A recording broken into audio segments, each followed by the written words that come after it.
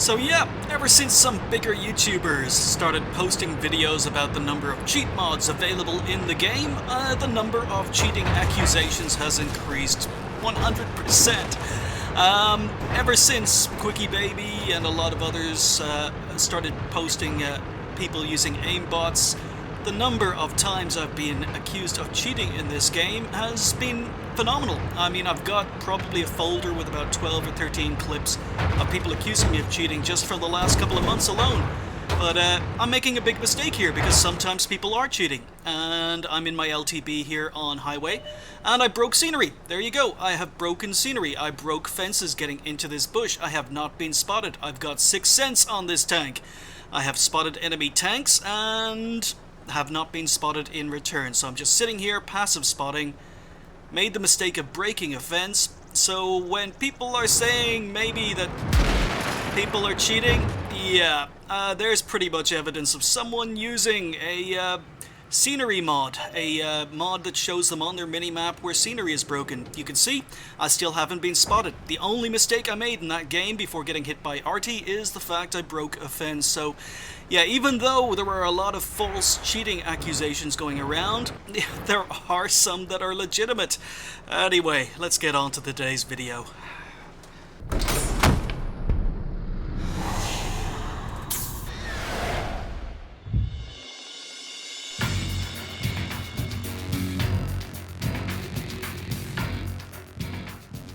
Hi guys, and welcome to the Ace Tanker for the OI, the Tier 6 Japanese Super Heavy Tank. This tank is an absolute monster, both in size and weight, as you can see, compared to maybe that T-29 beside me. And you probably need absolutely no introductions to this tank, because if you've run into it in game, either you've had no problems taking it out, or it's caused huge problems, because this is a tank that probably, correctly, is considered overpowered when it's top tier. I think when it's not top tier, when it's in a Tier 8 game, when it's in a Tier 7 game, I think the tank is not quite so overpowered, but it's okay and can still do a job. But I think Wargaming have taken note of all the complaints. You know, trying to take one of these things out when you're in a Tier 4 is an absolute joke. Very few Tier 4s can deal with this tank, so it's been hit by the nerf bat. It's been beaten up badly by the nerf bat, and pretty much everything that can be nerfed will be nerfed about this tank in 9.15, but we'll get into that in a moment.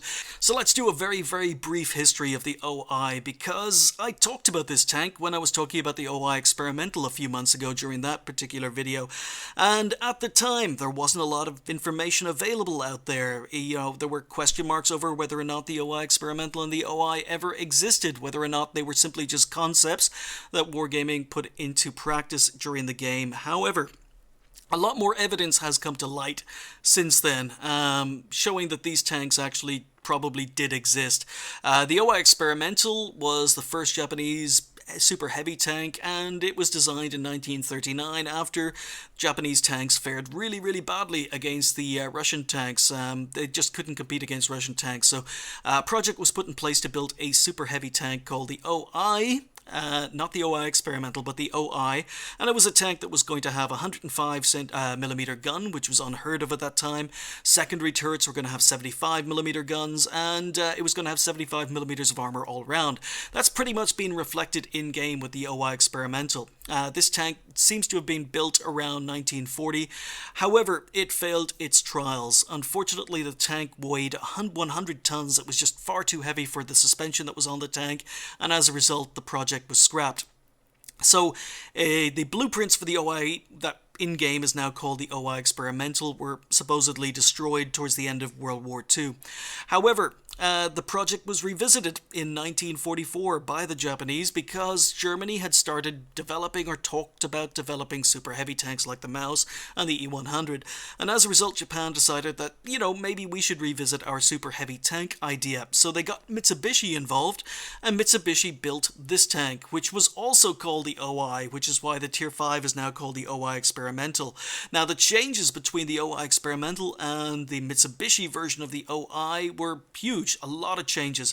First of all, the tank got 200 millimeters of frontal armor, which is not reflected in game. In game, it's 150 millimeters of frontal armor, so it was already, even though this tank is about to get hit by the nerf bat in a big way, it's definitely not historically accurate in that the frontal armor is a lot worse than it was in real life. It was supposed to have 200 millimeters, here it's got 150.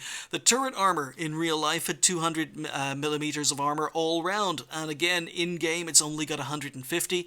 The side armor is accurate in that it was 75 millimeters of side armor with 35 millimeters of spaced armor, and the rear armor is accurate, but the frontal armor and turret armor aren't. They've already been nerfed before Wargaming had introduced this tank into the game. The tank also came with a 10 centimeter gun, and the secondary turrets, even though these look like 45 millimeters, weren't. In the real life, it had 3 secondary turrets, and the 3 secondary turrets were armed with machine guns. So it basically had the 10 centimeter gun in the turret, and the turret also had a secondary 47 millimeter. These were machine guns, not actually 45 millimeter guns or 47 millimeter guns. But yeah, the tank apparently did exist, and Mitsubishi made one huge change in that it redesigned the suspension completely. So the tank actually weighed, because of the additional armor, it actually weighed 120 tons compared to the 100 tons of the OI Experimental. However, the suspension was completely redesigned, allowing the tank to actually drive. Now, by the time the tank was finished, it was 1945, and the tank was, again, according to some sources, sent to Manchuria and was never heard of again. And that was all the information that existed a couple of months ago. However, since then, it turns out that the OI Experimental was scrapped in sometime after 1945. About the only thing that actually exists and still exists from the tank are the tracks, which are on display somewhere in Japan. So I think it's pretty strong evidence if they've got parts of this tank and the tracks are on display, then the tank actually did exist. So maybe the fact that this tank was a fiction is not true after all. It did actually exist. This tank also exists in other war games, so not just wargaming, it does actually exist in other war games. So I think the evidence is out there that the OI was a real tank, but this was the last of the super heavy tanks for Japan. Pretty much the tier 7, 8, 9, and 10 are, well, those ones I've absolutely no information about, but we'll talk about those possibly more in the future. So, yeah, that's it. Just one super heavy OI was ever built, just one precursor OI Experimental was built, and they never saw combat, at least not that we know of. So yeah, the OI Experimental, it is probably an overpowered beast, even though the armor is not historically accurate. I am here on Lakeville. I'm using the, you can see, 150mm HE derp gun, which is one of the reasons I like this tank, and I finished the grind. I'm actually on tier 7 now for the Japanese heavies, and I decided to keep this tank, and I was probably a little bit premature because it's about to be nerfed into the ground in 9.15. I'm not top tier, I'm actually bottom tier. I'm a tier 6 in a tier 8 game, and as I say, when this tank is not top tier, I think it's, you know, it's definitely not overpowered. It can do a job, but it's not overpowered. When it is top tier, that is when this tank is a problem. But anyway, we are going to go. This is an early game from 9.14. It's just been a while since I've got around, or till I've managed to get around to bringing it to you, and I'm going to head down. This game was played on a day where my teams were absolutely awful. I had a terrible win rate. In fact, I still have all the screenshots. Loss after loss after loss, where I did everything I could to win, and just couldn't. Players going the wrong places, players going... not understanding the maps. And as you can see, this is an encounter game here on Lakeville, and we've got 3 heavy tanks going to the 2 line. So yeah, can't tell the difference between encounter and standard, so that's why I made that comment about reminding the team it was an encounter game in chat. But like I say, this tank is about to get nerfed big time. I'm just pre-aimed here. Gonna take a blind shot. You can see how bad the aim time is, and you can see how bad the accuracy is. The shot did not go anywhere near where I aimed it. But that's going to get even worse in 9.15 because, as I say, this tank is going to be nerfed in every single way. The traverse speed of both suspensions have been nerfed. This tank does not turn very well, but it's getting even worse. Both the stock and the upgraded suspensions are going to be 4 degrees traverse speed worse, so tank is going to be worse at turning. The gun dispersion when shooting on the move, you saw how long that aim time was, you saw how bad that accuracy was, that shot in the bush. Yeah, the gun dispersion while shooting on the move has been nerfed by 11%. It's got a gun dispersion nerf. Not only that, its gun dispersion on moving the turret has been nerfed by, I think it was 12 degrees, so even moving the turret and shooting, the accuracy is going to be a lot worse. So pretty much the accuracy is a lot worse. The reload time of this tank has been increased on both guns. You've got a choice of 2 guns on this tank. You've got a 10cm and you've got a 15cm howitzer, which is what I'm using at the moment. Yep, the reload time for both guns have been increased. So it's gone from 11 seconds to 12 seconds. Oh, CDC, this is what this tank dreams of.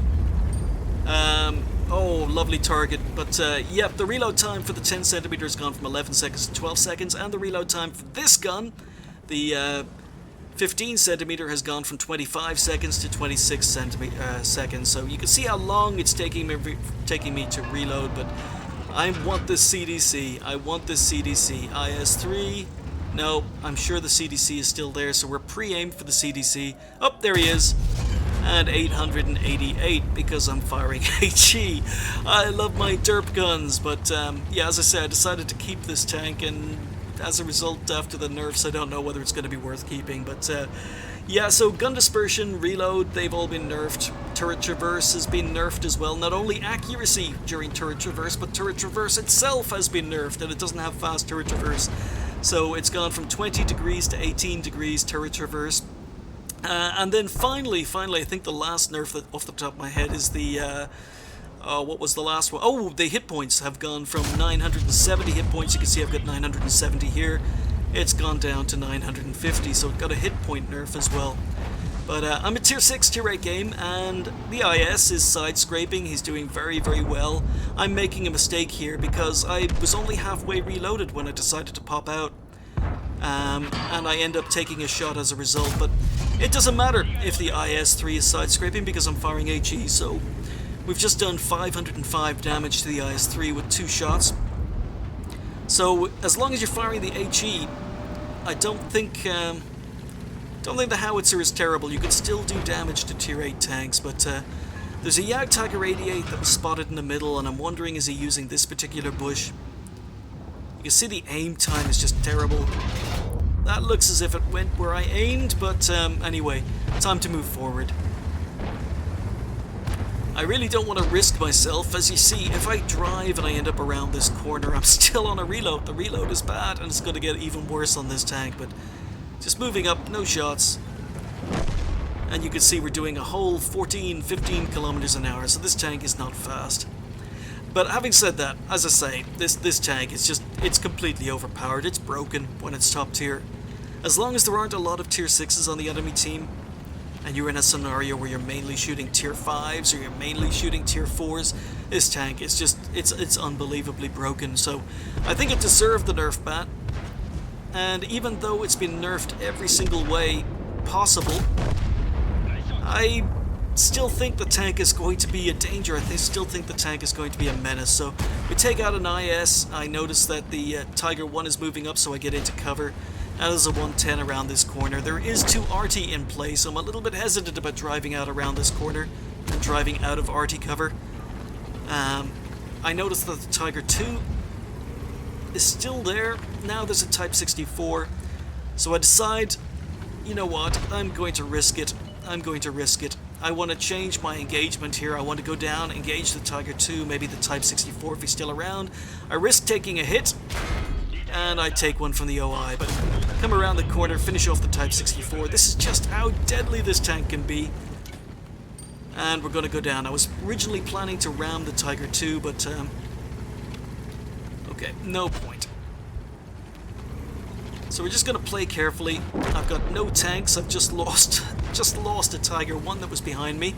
So now I'm pretty much here on my own on this part. There are a bunch of tanks to my right, but to my left, no tanks, and there are a bunch of TDs sitting on the middle road, so just got to be very, very careful about when I advance. Reload, pop out, firing HE. It doesn't matter if the Tiger 2 was trying to angle. I would have pinned him with the AP anyway. So there's 2 tier 8 heavies taken out thanks to the HE. And now it's just a question of spotting and finding those TDs that are camping the middle road. Thankfully our team have actually won the 1-2 line, so enemy team are completely surrounded. Just 2 tanks left on the enemy team. I'm reloaded, moving in. It's not an amazing game, I've only on 2,243 damage. But Panther, not much to shoot at. Ferdy, not much to shoot at. Do I go for the... Ferdy's advancing. We hit his gun, do 373 damage and set him on fire. That's just what HE does. So 1 tank left on the enemy team. I don't think I'm going to reload in time. Such a long reload on this tank. And there we go. End of the game. So first ace in the OI, and it was a tier 8 game. Not a tier 6 game where I was expecting to fight and kill a lot of tier 5s and tier 4s because this tank is a monster when it's top tier.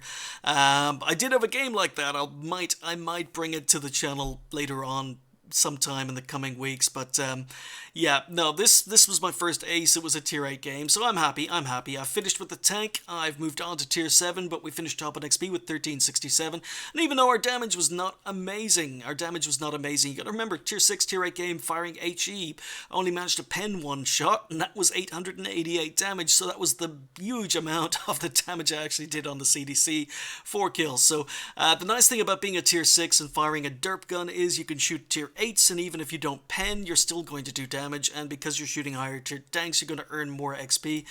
We fired 10, only managed to hit 7, so yeah, the aim time and accuracy of the gun are not amazing, and they're going to get even worse in the next patch.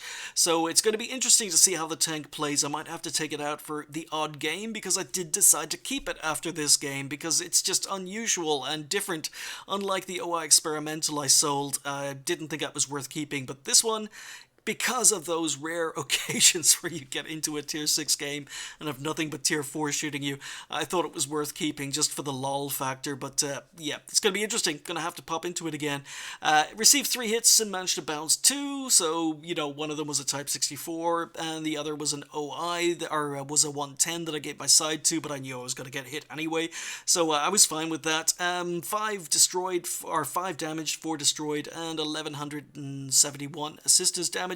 And I was firing HE. Don't fire any premium in this tank. It's a derp gun. Don't need to fire premium. And tier 6 against tier 8s earned 40,000 credits with a premium account. So it's a decent moneymaker. First game of the day times 2 left me on 4,102. So yeah. OI. I didn't like the tank. I still prefer the KV2.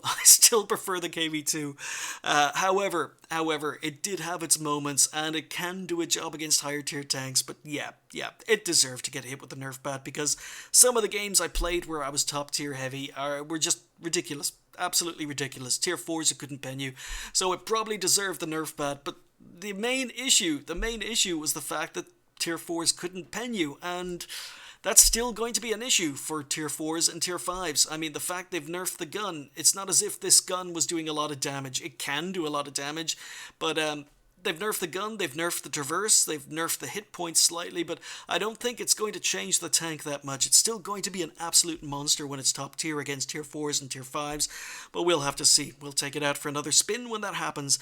Anyway, thank you guys for watching. I'll see you next time.